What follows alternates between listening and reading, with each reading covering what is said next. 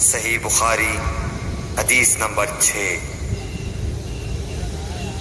ہرقل شاہ روم نے قریش کے قافلے میں ایک آدمی بلانے کو بھیجا، اور اس وقت یہ لوگ تجارت کے لیے ملک شام گئے ہوئے تھے، اور یہ وہ زمانہ تھا جب رسول اللہ صلی اللہ علیہ وسلم نے قریش اور ابو سفیان سے ایک وقتی عہد کیا ہوا تھا۔ جب ابو سفیان اور دوسرے لوگ ہرقل کے پاس ایلیا پہنچے، جہاں ہرقل نے دربار طلب کیا تھا، اس کے گرد روم کے بڑے بڑے لوگ، علماء، وزراء و امراء بیٹھے ہوئے تھے۔ ہرقل نے ان کو اور اپنے ترجمان کو بلوایا، پھر ان سے پوچھا کہ تم میں سے کون شخص مدعی رسالت کا زیادہ قریبی عزیز ہے؟ ابو سفیان کہتے ہیں کہ میں بول اٹھا کہ میں اس کا سب سے زیادہ قریبی رشتہ دار ہوں۔ یہ سن کر ہرقل نے حکم دیا کہ اس ابو سفیان کو میرے قریب لا کر بٹھاؤ، اور اس کے ساتھیوں کو اس کی پیٹھ کے پیچھے بٹھا دو۔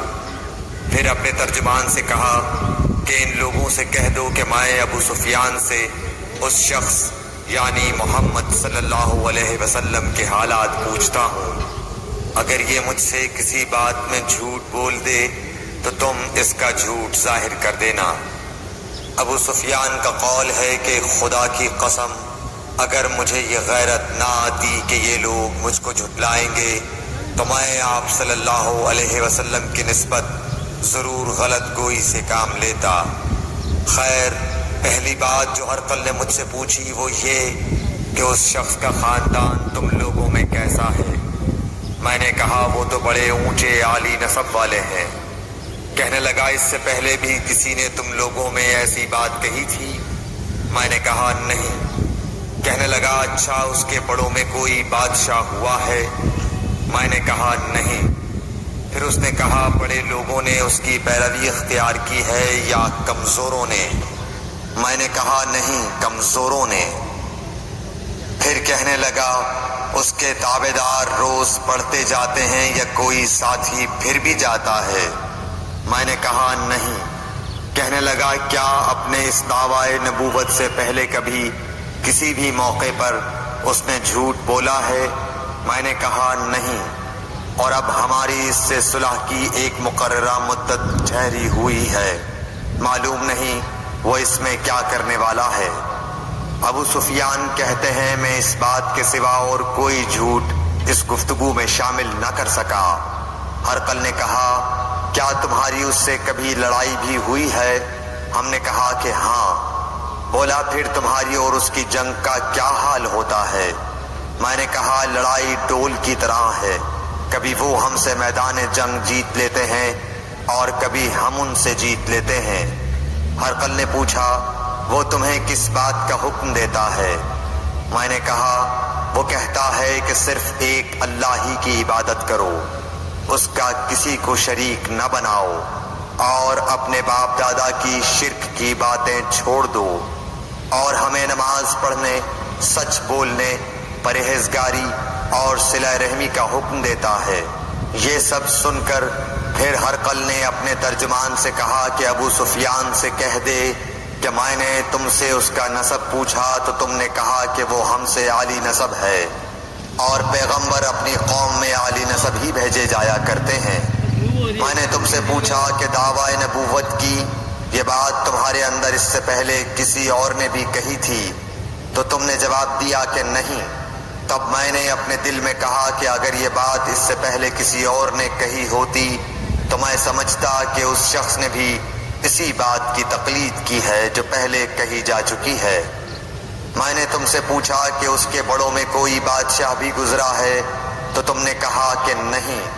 تو میں نے دل میں کہا کہ ان کے بزرگوں میں سے کوئی بادشاہ ہوا ہوگا تو کہہ دوں گا کہ وہ شخص اس بہانے اپنے آباء و اجداد کی بادشاہت اور ان کا ملک دوبارہ حاصل کرنا چاہتا ہے۔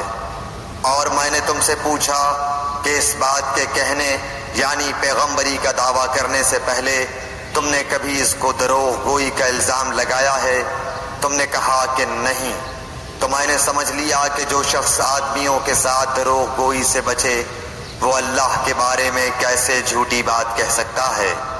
اور میں نے تم سے پوچھا کہ بڑے لوگ اس کے پیرو ہوتے ہیں یا کمزور آدمی؟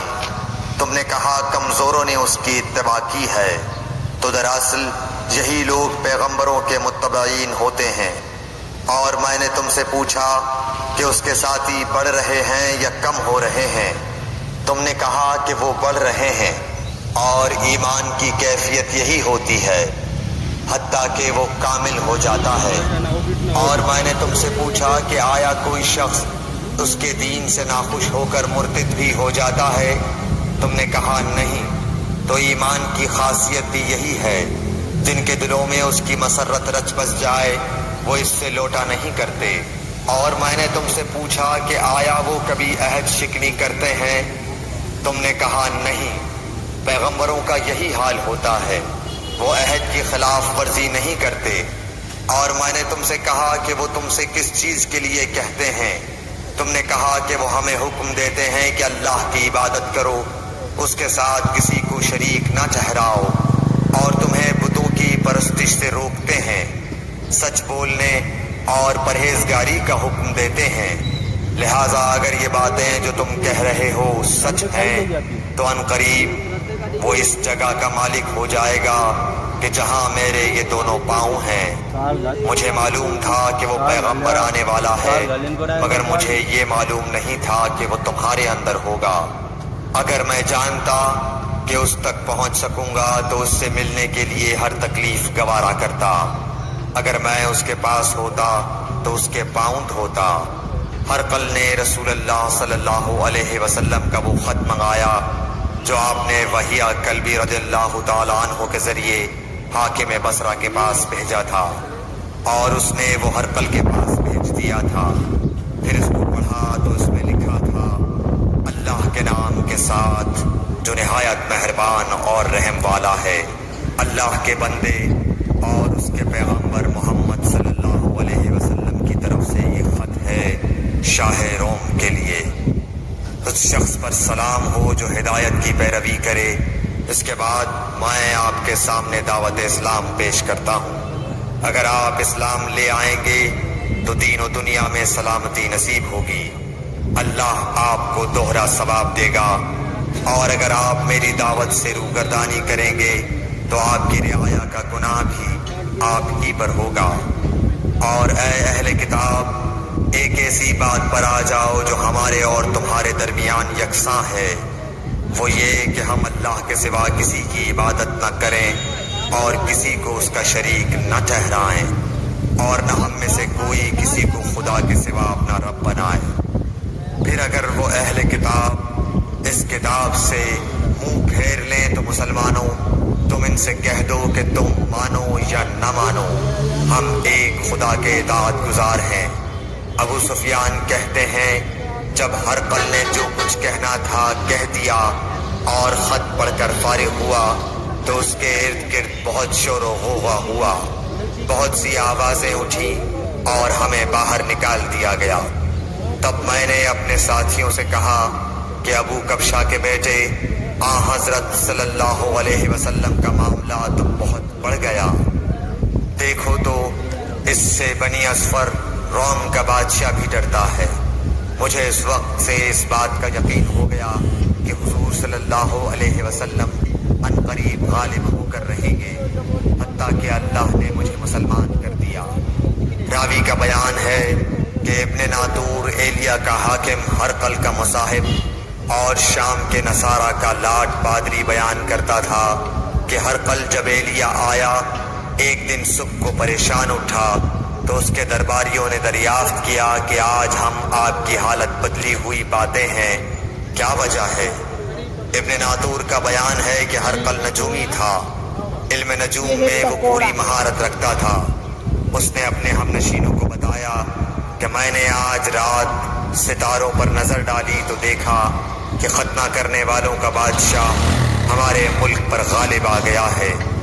بھلا اس زمانے میں کون لوگ ختنہ کرتے ہیں؟ انہوں نے کہا کہ یہود کے سوا کوئی ختنہ نہیں کرتا، سو ان کی وجہ سے پریشان نہ ہو۔ سلطنت کے تمام شہروں میں یہ حکم لکھ